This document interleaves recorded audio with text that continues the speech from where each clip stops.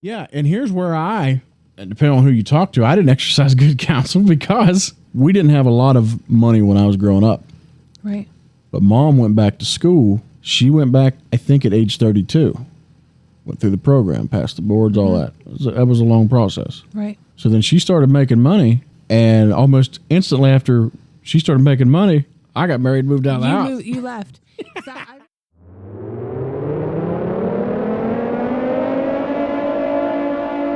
Three, two, one.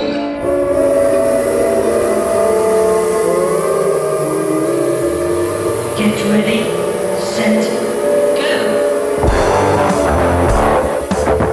Is this thing on? I can never get enough volume. I was about ready to say, I am in between munches of my raspberry cheesecake. I think it is Subway cookie at 12:15 in the morning. I seen you over there looking all suspicious and stuff. I was wondering what you did. Because I was like, had chocolate in my teeth, and I'm like, trying to sit here. They're really good, though. You looked all guilty like you was up to something. Yeah, I was like... It's one of the Subway cookies? Mm-hmm. Those things are suspiciously good. It's like they put MSG in it or something to make it taste extra, extra delicious. Yeah. I can't even... I was going to try to figure out a way to make this fit, but I got to use some of these new sound clips. Give me the bottle or you're fired. You can't fire me. I don't work in this van. I understand nothing. That is true. Why do I get the feeling that one's going to be overused on this show? No, I like the Stanley one. Let me see if I can find it. Boy, have you lost your mind, because I'll help you find it. There we go. That is my favorite one. I am totally taking that one and using it at work. That stinking show. We were talking about this last night. It's like comfort food. So good. Borderline like Impractical Jokers too. I really enjoy them. I like them too, but I think I like The Office better. I sit there and roll at different ones because Joe is so funny. Larry! And then Sal laughs until he falls. And Q just sits there with his beanies and stroking his cats. I was sad to see that Joe's leaving. As much as I really enjoyed that show, I can see why he would get old. I can really see how he'd get old because he's away from his family. Yeah, but he's getting a divorce. Like, okay. So why? Remember we had this conversation about like celebrities that are getting divorced? There were a couple of them I could think of. For example, Darius Rucker was one of them. Mm-hmm. That one shocked me. But, sometimes it's not as good as what it's painted out to be. Yeah. It's a lie. It's all a lie. His wife's out of there like a wagon wheel, dude. Well, some people, and then Carly Pierce. Did it no? No. Let me get myself. Give yourself a card. I actually missed that. That was really good. I'm going to sit here like John and be like. I was waiting on a response. There was nothing there. No, because my brain's already going 75 miles an hour. And then the other one, Carly Pierce. Okay. Mm-hmm. She's gorgeous. Absolutely gorgeous. But she said the only reason why their marriage worked is because they were away from each other. That's weird. I don't understand that. And maybe I'm misunderstanding it, though, because when she was home, she was finding out how unfaithful he really was. So, yeah, of course, if you're away, I can see why you're bringing your girlfriends home. And I see it. Yeah, I'd have an issue with that. Yeah, when if that's what it takes for your marriage to work, for you to be apart, that doesn't seem like the signs of a healthy marriage. and I could be totally wrong on that. I could be. Because, distance doesn't make the heart grow fonder. Why get married? Oh, I think there is some truth to that saying. That whenever you're apart, you miss them. So then when you get back together. For 9 months out of the year? And no, that's not good. I think that's what part of it was. Because they were always on the road. He's a singer. She's a singer. I've thought about this before because as a kid, you have all these dreams and stuff, things you want to do. Mine has always been to play music professionally, Well, I guess there's still parts of those dreams that you have. You want to be able to travel around, play music, stuff like that, have people come to see you, basically get paid to play music on a professional scale. But then as I start to hear more people talk about it, and you hear about the horrors of touring. The horrors or the horrors? I guess both. And you hear about how things go in the music industry in general, and you hear this from people that have done it professionally. Done it and made it big in it. Right. It's not like they were rejected by the music Right. industry. These are people that made it, you know, and Right. you hear them say just how terrible it is. And you begin to reevaluate some of your dreams.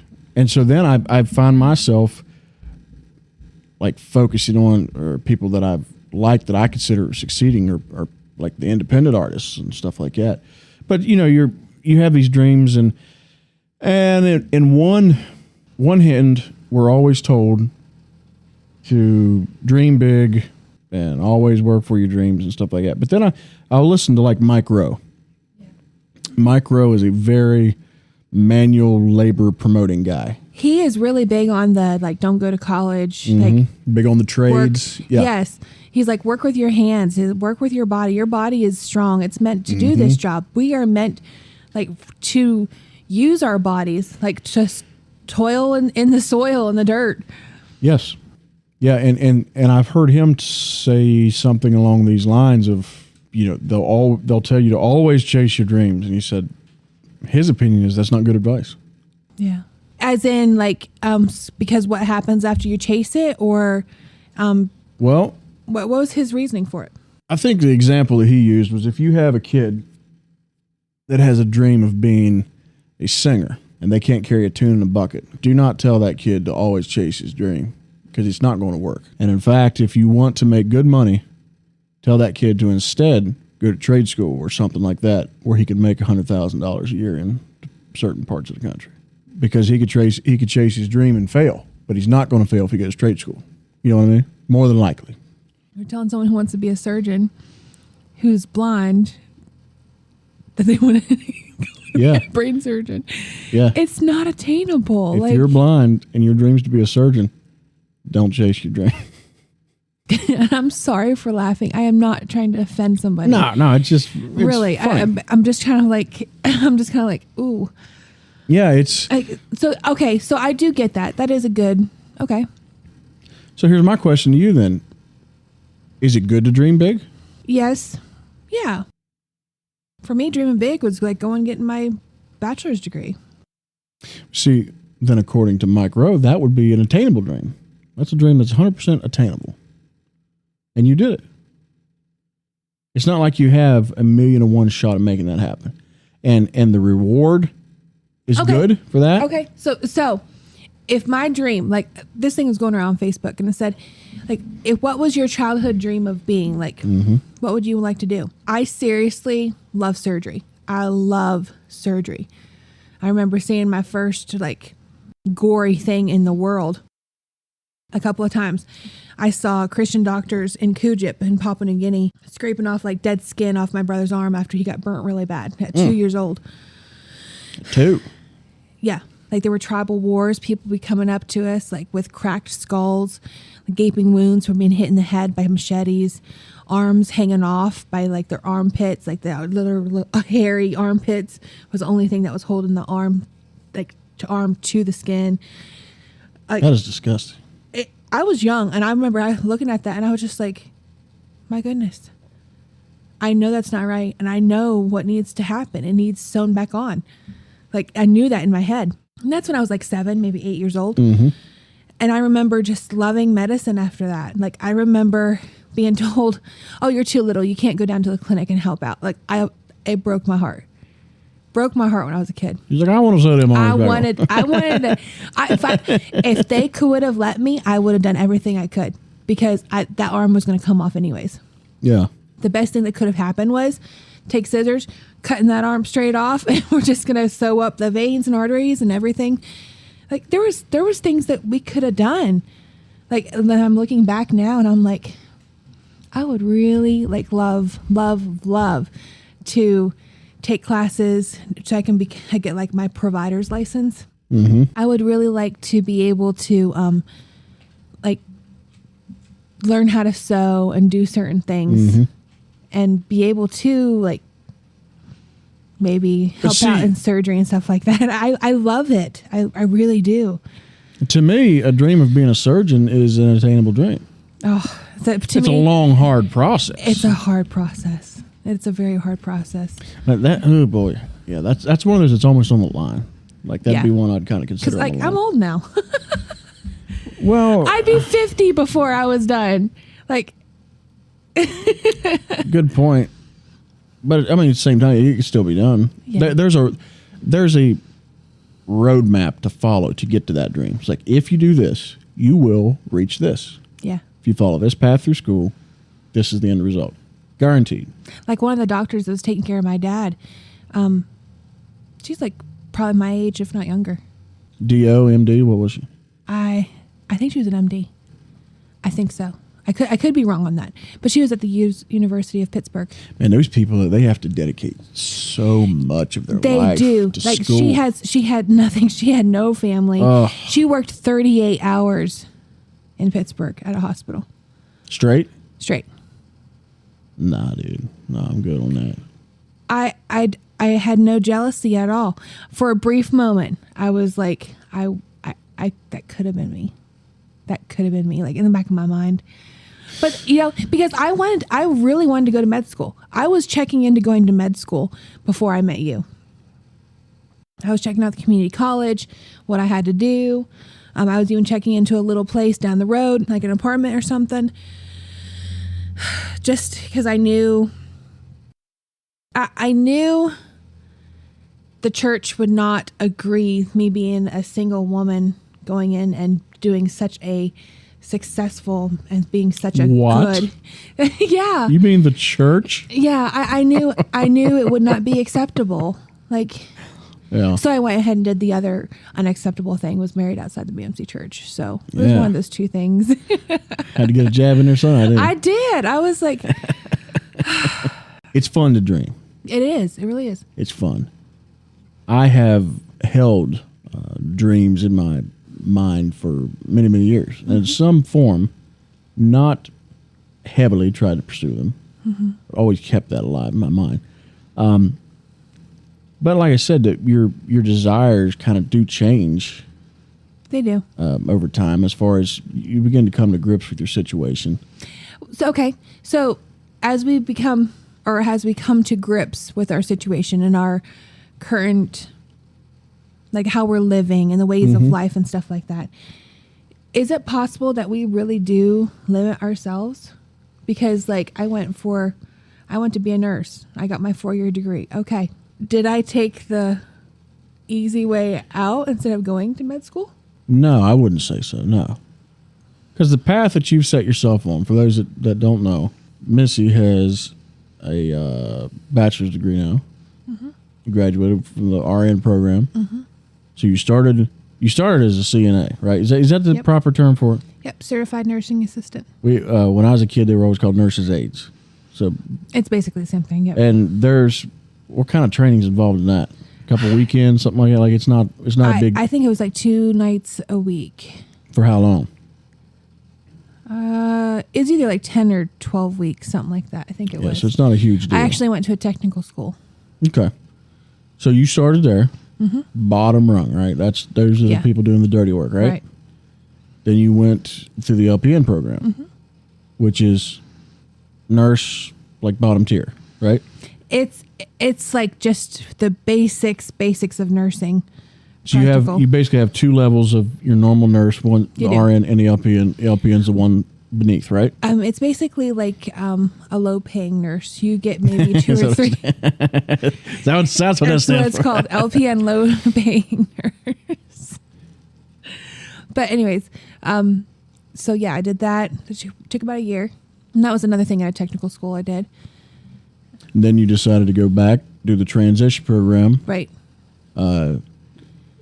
So that's where you didn't have to go through the full RN program. You did Actually, it was a full RN program, but then along with it, I had like other classes that would have given me my bachelor's degree. So Okay. that's what I did. I see. You went through that to be a registered nurse, which is like the top tier nurse, but you have a bachelor's degree. It's not the with it. top tier nurse. Well, we're not talking about nurse practitioners. Oh, okay. To me, those are mid levels. That's a different. I look at that as a different thing. There's like midwives, there's nurse anesthetists, which is working in surgery, and I really would love but to me, when I think of a nurse, I think of an LPN or an RN. That's a normal nurse to me.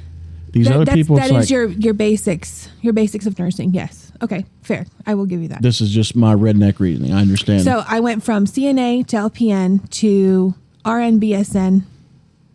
So that's a normal RN, but with an extra added bonus of having a bachelor's degree instead of an associate's degree. Which is probably going to be started to be required, I would say. And so then you can then go from that and do the nurse practitioner thing if you want it from there, right? Yeah, for like 2 years, I think it is. So instead of doing it all at once, I did step by step. you've done step by step. Yeah. You got married young. Met a very fine young gentleman. I don't know what I saw in him. Let me hit this.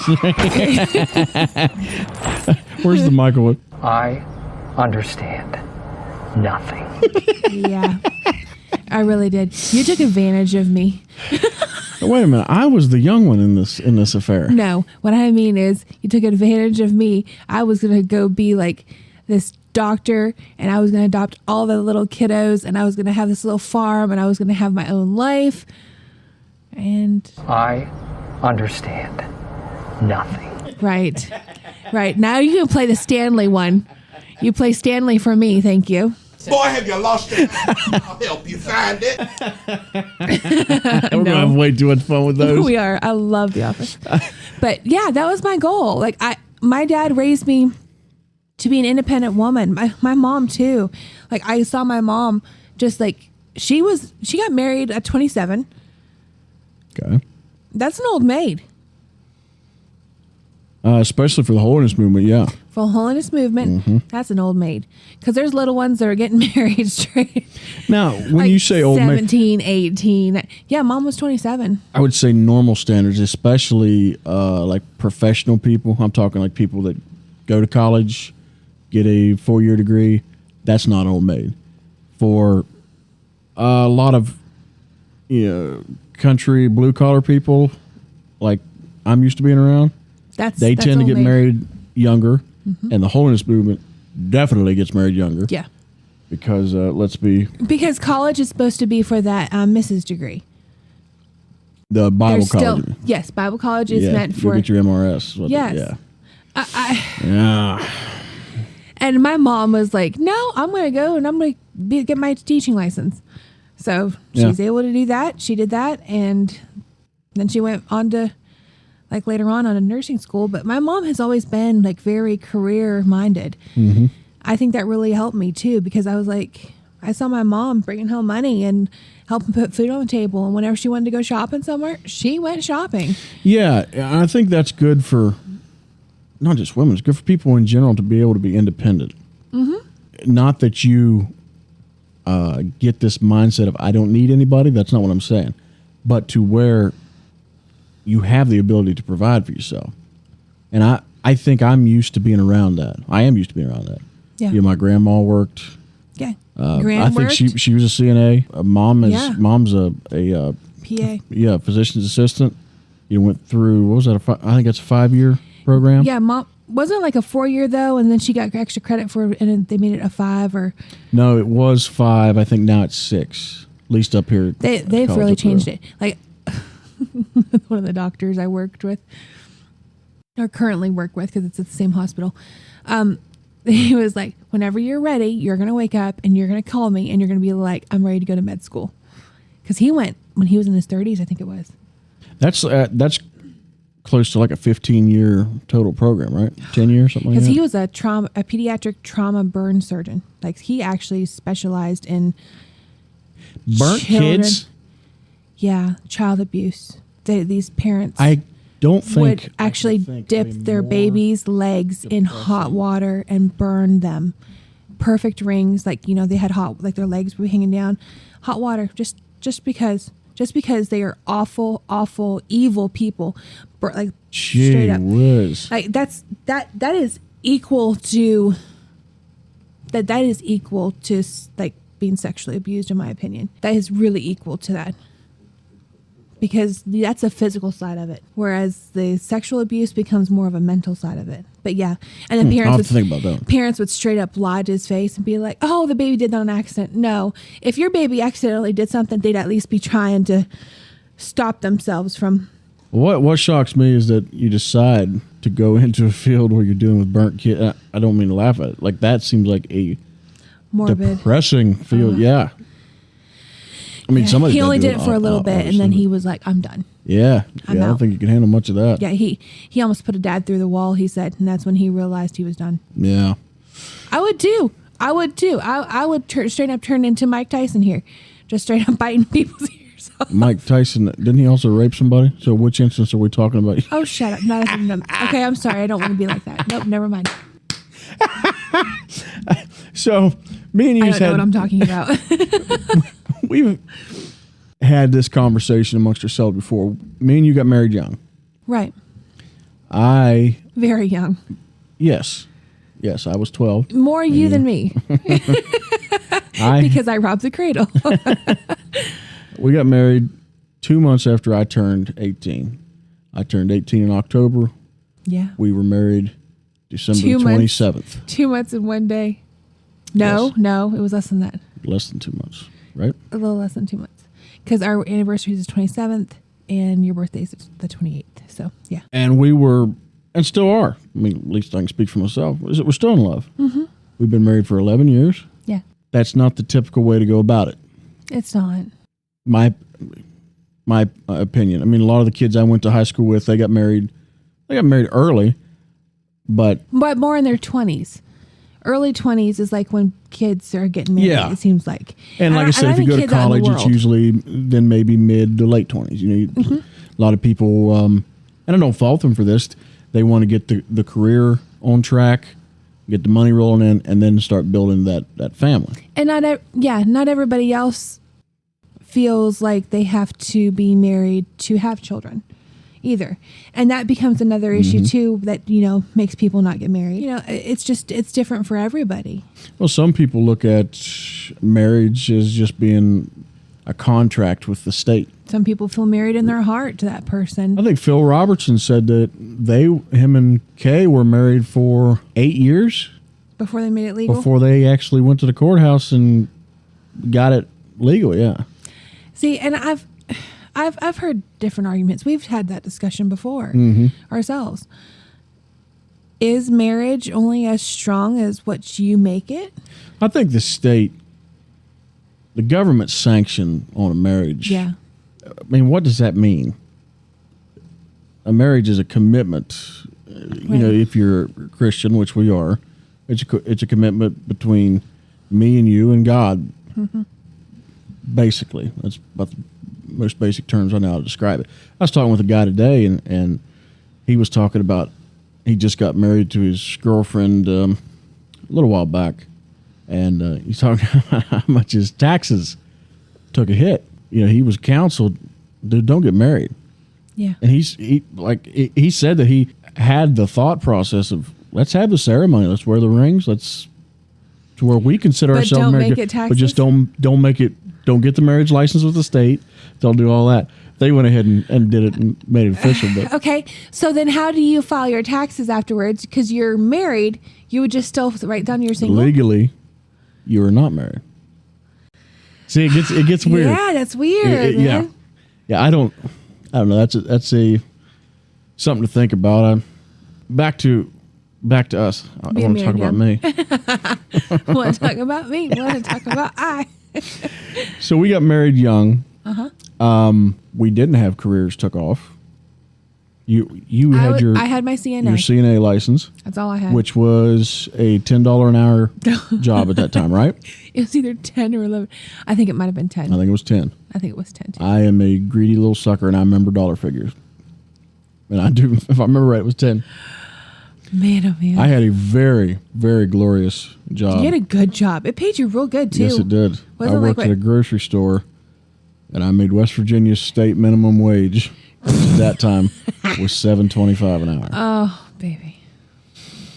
And we tied a knot, and just jumped into it. We were absolutely clueless. Yes.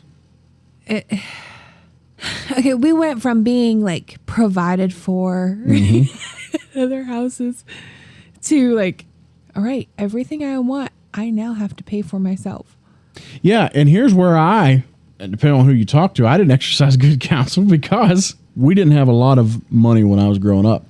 Right. But Mom went back to school. She went back, I think, at age 32. Went through the program, passed the boards, all that. That was a long process. Right. So then she started making money, and almost instantly after she started making money, I got married and moved out of the house. You left. So I remember it was shortly afterwards, like you had that green truck. Was that? Yeah. Mom was just starting to make good money. I think it was that summer. Yeah, I think I lived at home for... A year, maybe? A year and a half? Probably closer to 2 years. With Mom having a good paying job. Dad was retired at that point. Then I scooted out making $7.25 an hour. And we're just like, do you have a slice of bread? Oh, I remember scraping pennies so bad. Oh, yeah. I look back and, Phil, there are sometimes I don't know how we made it. I don't either. I really don't know how we made it. Like, I remember, like, I want to sit and just think about it sometimes. And other times I'm like, I don't want to think about it. I cried then. It was rough. It was so rough.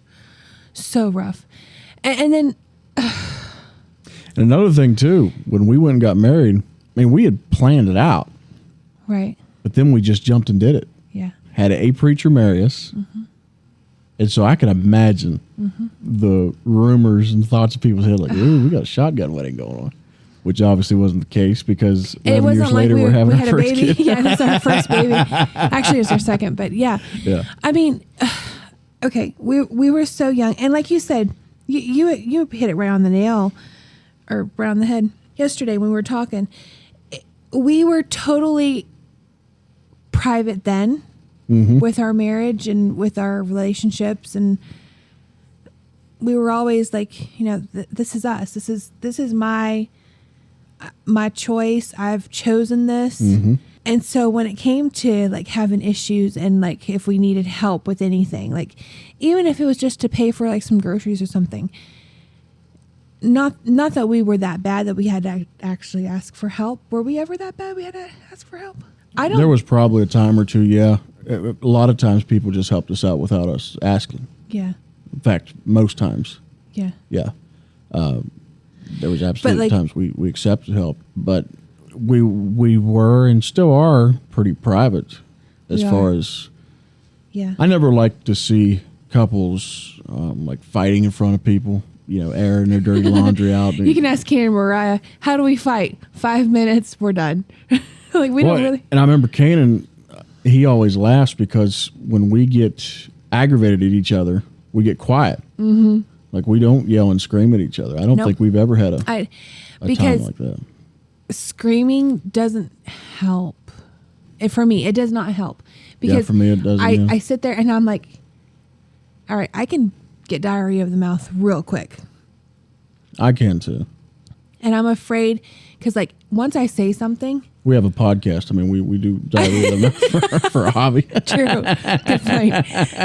I'm worried that if I open my mouth, I'll just have like way too much come out. And I like to practice self-control, because like words hurt, man. Oh yeah. I've been hurt by words before that I can't live it down. And I've been like, you know what? Peace. And I don't want that for you and me. I'd rather, like, if you were to tell me some of the things that I was told by church people or whatever like that, I'd be out. Like, seriously, your words hurt so funny you mentioned that. There was something badly. I was going to bring. Well, yeah, right. Have you lost your mind, boy? I'll help you find it. We got married young. The financial situation was terrible. And not only that, we lived in an area where there wasn't a whole lot of jobs. Yeah, there wasn't a lot of good work around there. I had a high school education, as it. You had, the CNA's license. But we just, somehow we made it work.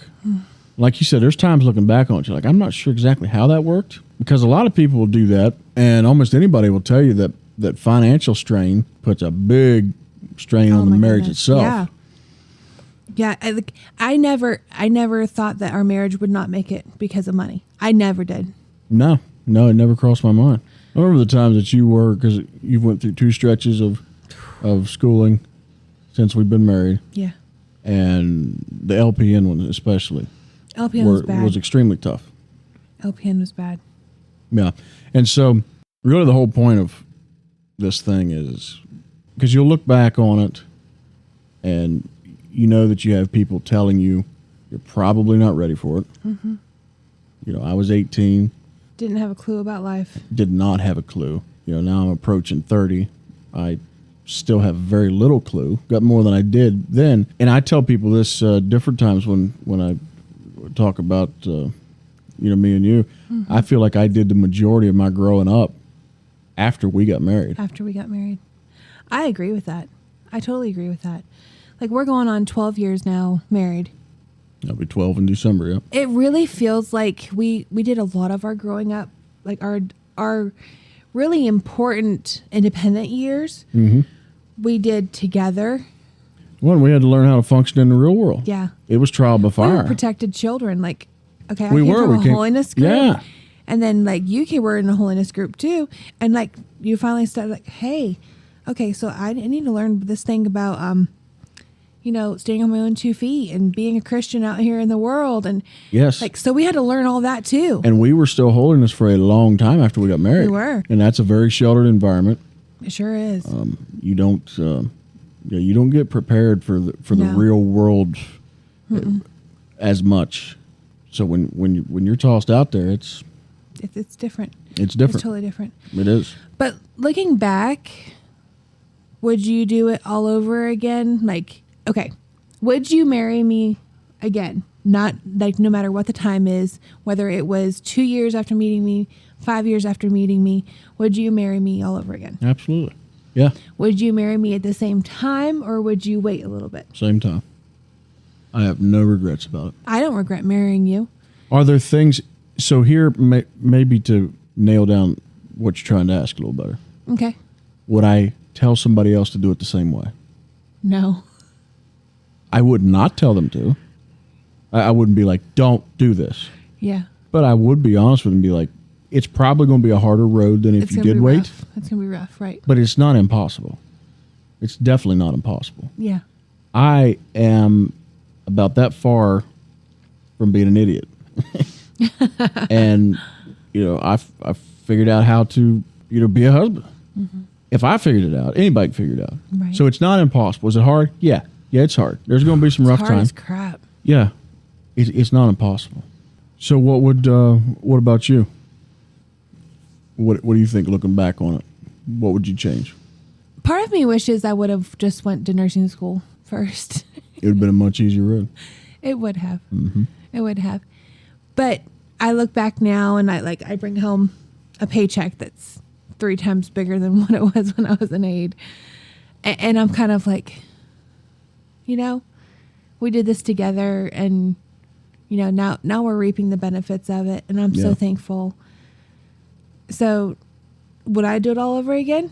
Well, yeah. If I knew I would have the same outcome, oh, yeah. Now, if I knew the outcome would be different, like I'd be like, oh, yeah, no, I probably should have waited there. I'm very hesitant to say I would want to do it that way, because who knows? We might not have made it. Think about it. Yeah, there was no guarantees. No. So, yeah, no, I would do it all over again. I do not regret marrying you. I do not. Yeah, I don't regret the timing of it.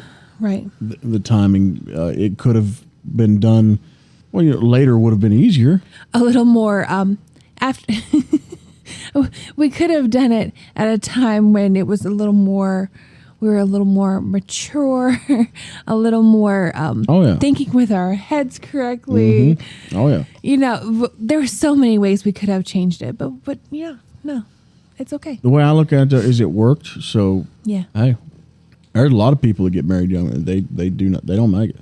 There's a lot of people get married, normal time in life. And don't make it. And that's what I'm saying. And please, those that are listening, don't mistake that I'm saying that we're anything special, because right. I definitely know I'm not. You are, but I'm not anything special. So I'm not saying that if it was anybody else, they would make it. I'm just saying it's possible. We're that 1%. We are that one. Look at me, my fancy one beard in and a stuff. million.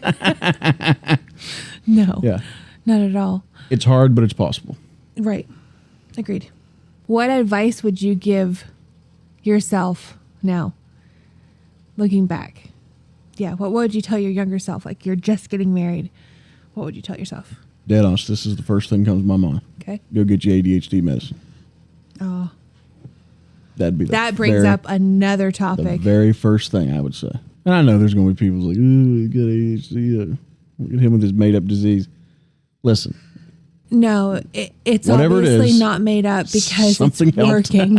Yes. Something is working, and that's the only thing that has really changed. I'll be honest. That was a big problem of mine for years. I did not know that I had. Knew there was something wrong. Never in a million years. Your thought mom it knew was something was wrong when after 5 minutes she'd look at you and you're sitting on the floor just tinkering with something. Yeah, you couldn't focus. My focus was just completely non-existent. Out there. I would have never thought ADHD because in my uneducated mind, ADHD meant a hyper kid. Right. I wasn't hyper. No, but you do require other ways to help you to focus. For example, you'll sit there with something playing in your head while you're doing something else.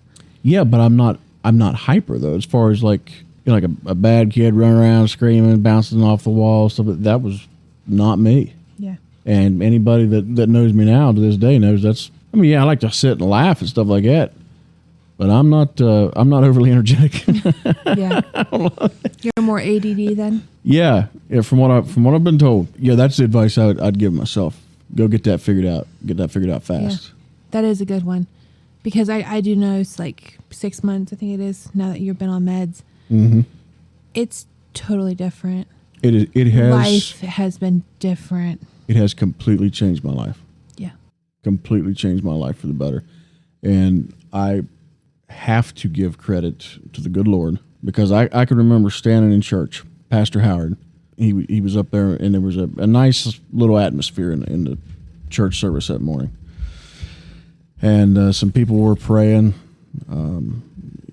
Some had decided to go up to the front, and have the pastor pray for them. We were all just kind of, there was an atmosphere of prayer.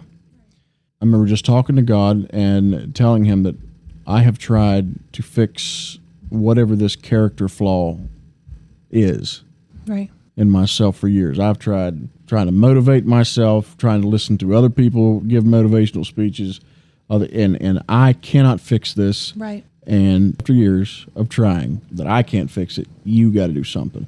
And it was very soon after that, I'm talking like a matter of 2 weeks of me standing there having that conversation with the good Lord, that the wheels started getting in motion, that Mom convinced me to go see the doctor about it. Mom works in this stuff every day. Right. She diagnoses people with this stuff, and she told me for a long time that you've got it.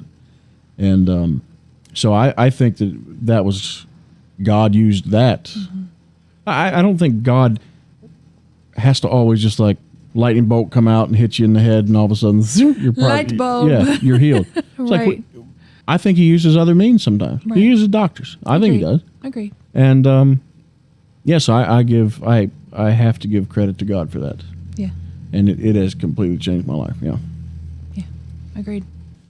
You know me, Miss. I don't like to. I like what a term that Jocko Willink uses: extreme ownership. Own your actions. Yeah. It is on you. Right. I don't like to hear people make excuses for things they've done. Right. So I do not pass this off as, well, I was sick. No, bullcrap. Yeah. I'm very leery on. In fact, when I was a kid, and I did, but a lot of the people I was around were old school, and you'd hear like, oh yeah, diagnosed with ADHD, a kid just needs a whipping. Is what that kid needs. You know what I mean? And that was kind of the mentality I had towards it. Yeah.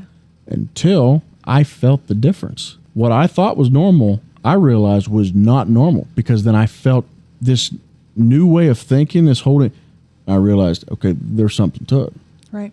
There's something to it. That's what it took. What it took to make a believer of it. So then I started looking into it. Didn't know anything about ADHD. Mm-hmm. So I started listening to like some TED Talks and stuff like that. I was like, all right, what in the world is this whole thing? Yeah. I remember seeing this lady up there giving a talk about how she found out she had ADHD and some of the struggles that she had as a kid and growing up and stuff like that. And a lot of it was identical. Mm-hmm. And when she got done with that talk, talked about how she copes with it now and things like that. I remember standing up there and just sobbing. I identified with the emotion. Yeah. Because once I felt that change, there was this relief to where I totally get it. I get why you're standing up there technically making a fool of yourself in front of all these people. Because it is that big of a deal. Because it's almost like the blinders came off. Yes. You could actually see. Yes. It's like the snow globe, like the snow that was flirting around stopped, and then you could actually see clearly. It's night and day. Yeah. It's night and day. Yep. Yeah. So that's advice I'd give myself. What about you? Don't be so materialistic. It's one thing I think, and I didn't used to always be that way. Materialistic as in what? Like you get happiness from having things and going shopping. I don't know. That's just one thing that comes to mind, and it will probably change like the more I think about it. But that's just one thing that comes to mind.